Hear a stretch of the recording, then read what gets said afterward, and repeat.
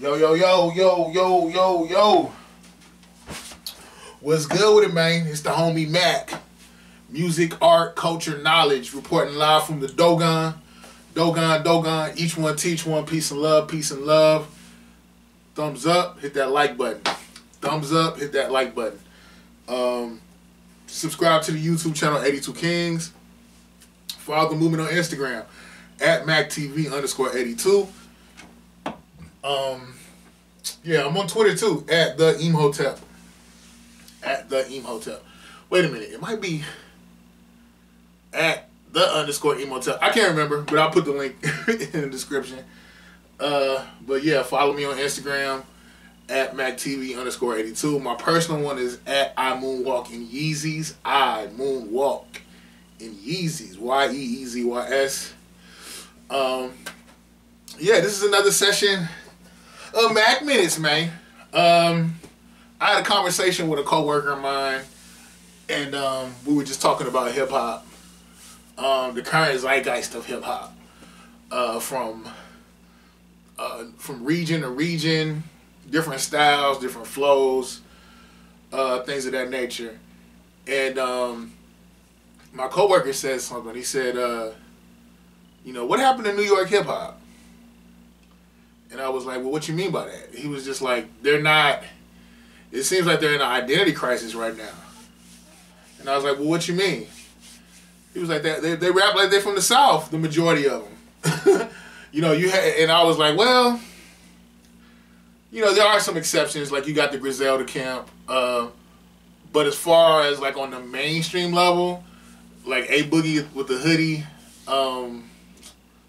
is it A Boogie in the hoodie? A Boogie with the hoodie, something like that. No disrespect to him. Shout out to him.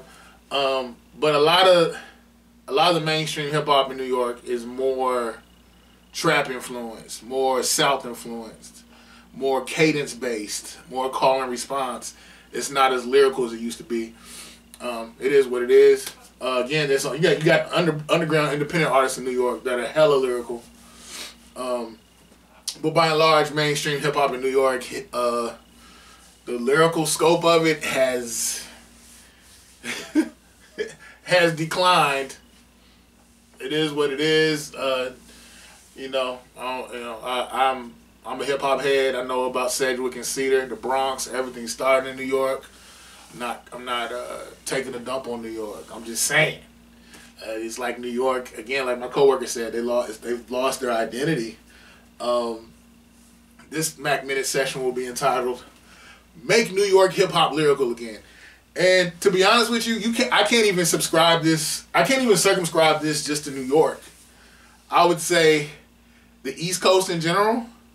So from New England, from New England down to Jersey, a lot of guys from the East Coast now have a more southern based style. Like when I heard Designer rap, I thought Designer was from College Park or Decatur or somebody I would have bumped into in the SWATs off of Ralph David Abernathy or something.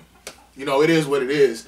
As a shorty, I'm from Detroit, but I've lived in 13 different states, notably California, Mississippi, Ohio, Michigan, again, Detroit, Missouri, other states. I don't feel like naming them all. But my introduction to hip-hop was lyrical hip-hop, specifically lyrical East Coast hip-hop, New York hip-hop. I can remember listening to Paid in Full as a kid, as a young boy, listening to EPMD, Strictly Business. What else did I listen to? Nas, Illmatic as I got older, elementary school. Nas, Illmatic, Wu-Tang Clan, 36 Chambers, The GZA, Liquid Swords. Man, I can go on and on. What else I got? Redman, There Is a Dark Side. I want to give you some more. What's some more? The Roots. Do You Want More? Just, I can keep going. Cool G Rap. New York hip hop. You know, Biggie, Ready to Die. Biggie, Life After Death. New York hip hop. R.I.P. Big.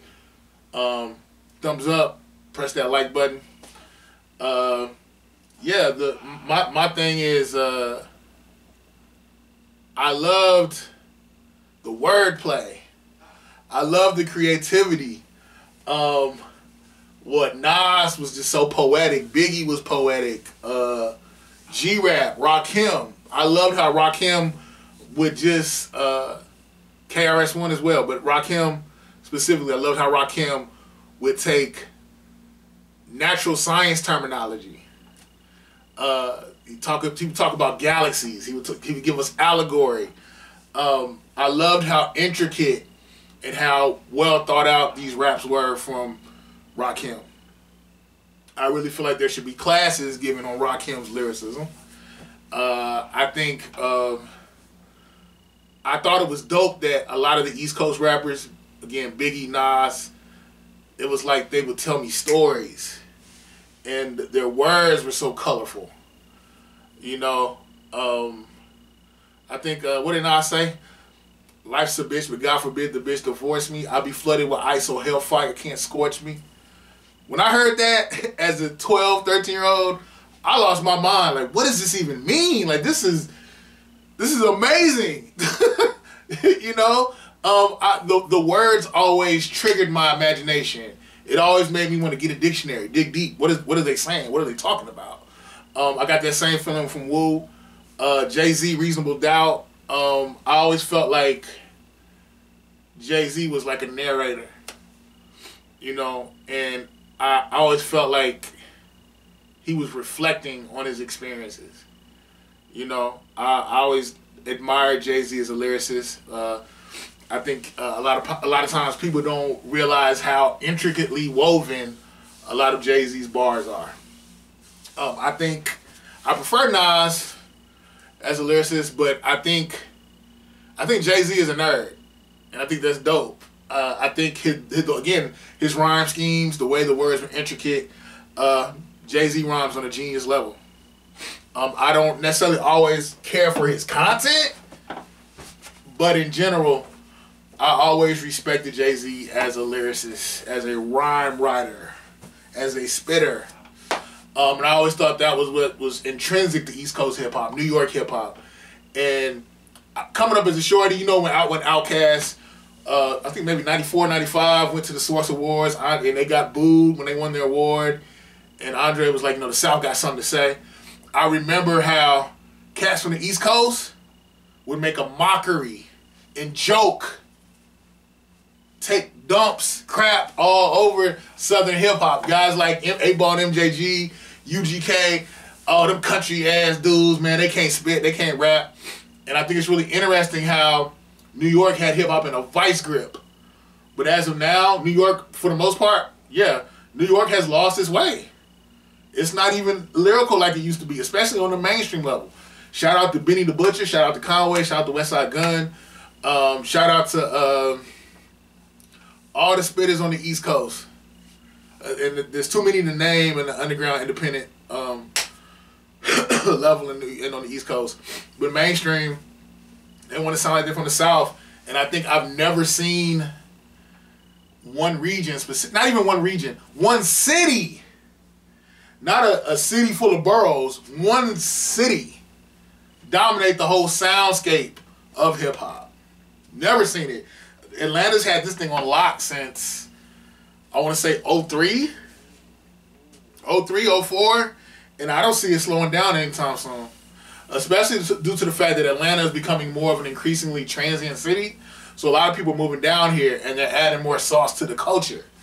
Depending on who you ask, I think they are. Because it's to the point now where I've been to Compton, I've been to Watts, I've been to New York, I've been to Harlem, I've been to the Bronx, I've been to Brooklyn, all up through Brooklyn, from Crown Heights to Flatbush to Canarsie. Peace to Canarsie. Shout out to my little bro Jason. And I've seen that Southern influence. Not even Southern influence. Specifically Atlanta. And I think it's unprecedented. I've never seen one city just dominate it just permeate through every aspect of hip hop in other regions. One city. I don't particularly care for a lot of the hip hop. in the South, and I'm not saying that from a standpoint of, oh, they can't rap, or oh, there's no good hip hop in the South. I'm not saying that from that standpoint. And honestly, what I'm saying can be applicable to every region and not just the South. I feel like there's a lot of follow the leader going on. I feel like there's a lot of people are jacking styles and wanting to mimic a sound, you know, and not being creative. And I think that's harming hip hop culture. That's why, like, what I thought was dope about the '90s, on the radio you can hear Wu-Tang, then you can hear Nas, then you can hear Outkast, then you can hear Lauryn Hill, Fugees. Like, there was just more of a diverse soundscape. You know, now it's like everybody's pigeonholed to one sound, where it's like people are becoming copies of copies. And the organic side of hip hop, I think has suffered. There are guys in the South that I think are very lyrical. I think Bun B is underrated as a lyricist. I think Jay Electronica is a monster lyrically. I think 8Ball and MJG were lyrical. I think 8Ball is very underrated.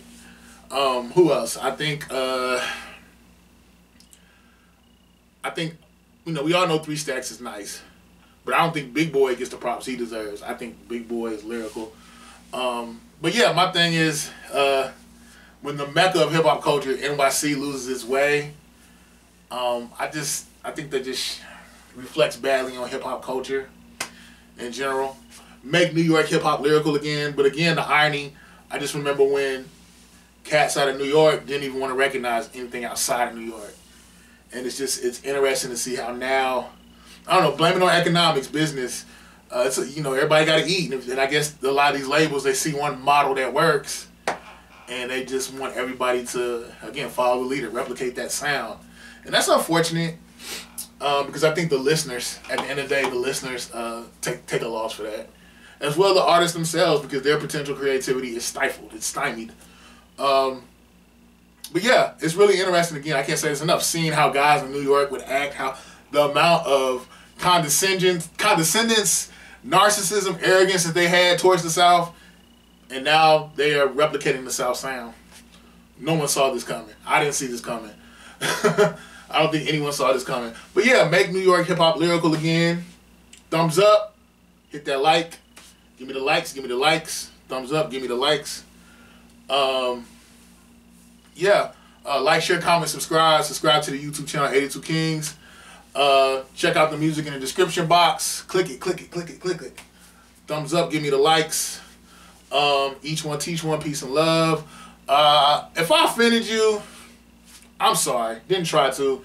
I love hip hop from all regions, all, you know, and honestly, I don't always want to hear the lyrical stuff, but I hate, and if you're not lyrical, I can respect the fact if you're passionate.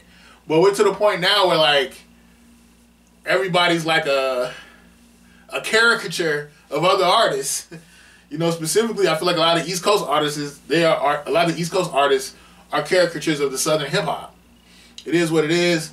I'm not a hip hop snob where I'm just like, this is hip hop. This is not. But I will say this: it's not hip hop if you're not yourself. It's not. But yeah, it's your homie Mac. Thumbs up. Give me the likes. Like, share, comment, subscribe. Signing out from the Dogon. That project Lysol and Toilet Paper Social Distancing is dropping soon. Shout out to the homie Franco. Shout out to the homie DJ Cass. Shout out to the homie Jack Brown, man. Black Hole Studios. You know what it is, man. It's the homie Mac. Music, art, culture, knowledge. Each one teach one. Peace and love. I'm out.